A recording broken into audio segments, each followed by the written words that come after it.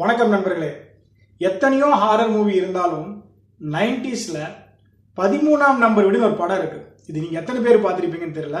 இன்றைய காலகட்டத்துக்கு அந்த படம் பார்த்தா உங்களுக்கு அவ்வளோ பெரிய மிரட்டலா இருக்காது. ஆனால் சத்தியமா சொல்றேன், இந்த படம் நம்ம பார்க்கும்போது நம்மளுக்கே அள்ளுட்ரும். அந்த மாதிரி பார்த்தீங்கன்னா ரியல் லொக்கேஷனில் வச்சு நிறைய விஷயம் ஷூட் பண்ணி அன்றைக்கான டெக்னிக்கை வச்சு ரியலாகவே சில கோஸ்டாக பார்த்தீங்கன்னா அந்த டிசைன் ஒர்க் பண்ணுவாங்க.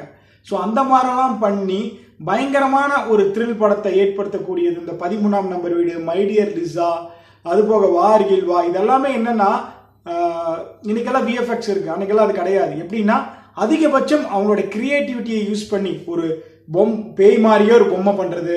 இன்னைக்கெல்லாம் விஷுவலில் பண்ணிட்டு போயிடலாம் கிரீன் ஸ்கிரீனை வச்சு. ஆனால் இன்னைக்கு பார்த்தீங்கன்னா இன்னைக்கு இப்படி பண்ணிடலாம். பட் அன்னைக்கு காலகட்டத்தில் பார்த்தீங்கன்னா அதுக்குன்னே ஒரு ஆர்டிஸ்ட் இருப்பாங்க. பேய்களை உருவாக்குறதுக்கே பார்த்தீங்கன்னா மனோஜின்னு நினைக்கிற ஒரு பேர் ஒரு ஆர்டிஸ்ட் இருப்பார்.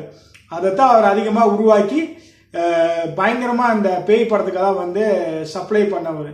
ஸோ எனக்கு தெரிஞ்சு 13ஆம் நம்பர் வீடு படத்தை பார்த்தீங்கன்னா கதை எப்படி தெரியுங்களா? இந்த படத்தோட கதை நான் சொல்கிறேன்.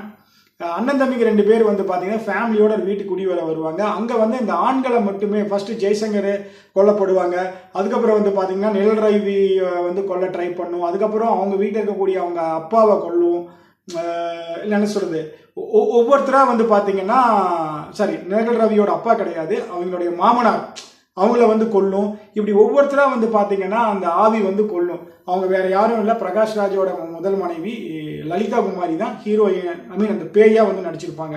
இந்த படத்தில் பார்த்தீங்கன்னா ஸ்ரீபிரியா, அப்புறம் நம்ம ஹீரோவா பார்த்தீங்க அப்படின்னா நிழல் ரவி, அதுக்கப்புறம் ஒரு சில கதாபாத்திரங்கள் எல்லாமே இருக்கும். இது என்னன்னா அந்த வீட்டுக்குள்ள போனோன்னே ஒவ்வொருத்தராக கொல்லப்படுவாங்க.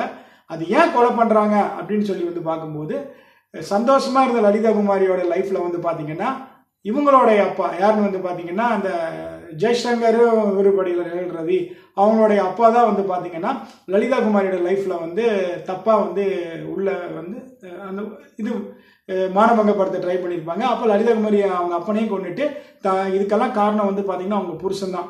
ஏன்னா ஒரு பதவிக்காகவும் ஒரு பணத்துக்காகவும் பார்த்தீங்கன்னா இந்த மாதிரி ஒரு செயல் பண்ண சொல்லியிருப்பாரு. ஓகேங்களா? அப்போ என்ன பண்ணுவோம் அப்படின்னா அவனையும் கொண்டுட்டு இவனை கொல்ல வரும்போது இவன் வீட்டுக்காரன் என்ன பண்ணுவான், இந்த பொண்ணை கொண்டுருவான். யாரை? லலிதா குமாரி கொண்டுருவான். ஸோ அவங்க பேயா பார்த்தீங்கன்னா இவன் புருஷனையும் கொண்டுட்டு என்ன பண்ணுவாங்கன்னா சந்தோஷமா இருந்த இந்த வீட்டில், என்னோட வீட்டில் இப்படி ஒரு விஷயம் நடந்துருச்சு, இனிமேல் யாருமே இங்கே தங்கறதுக்கு நான் விட மாட்டேன், இது என் வீடு, இங்கே யாரும் சந்தோஷமா வாழக்கூடாது அப்படின்னு சொல்லிட்டு, நான் சந்தோஷமா இல்லாத வாழ்க்கையில் இங்கே யாரும் வாழக்கூடாது அப்படின்னு சொல்லிட்டு அவங்க பார்த்தீங்கன்னா ஸோ அந்த வீட்டில் குடியிருப்பாங்க பேயா.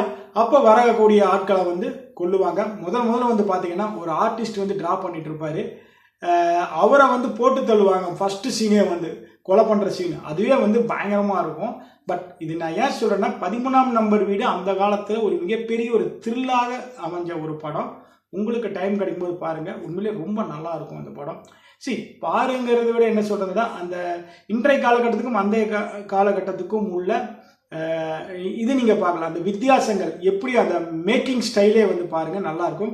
இன்னைக்கு விஎஃப்எக்ஸ்ல லொக்கேஷனே வைக்க தேவையில்லை. ஆனால் அன்னைக்கெல்லாம் லைவ் லொக்கேஷன், ஒரு ஊட்டி, ஒரு கொடைக்கானல், ஒரு மலைப்பாதையா ஒரு மலைப்பாதை, எல்லாம் அங்கிருந்து ரிஸ்க் எடுத்து பண்ண விஷயம். உண்மையிலே அந்த படங்கள் ரொம்ப நல்லா இருக்கும். பாருங்க, 13ஆம் நம்பர் வீடு, வார்கில் வா, மை டியர் லிசா, இது போன்ற படங்கள் எல்லாம் பாருங்க. பார்த்துட்டு உங்களோட கருத்துக்கள் பதிவிடுங்க. நன்றி, வணக்கம்.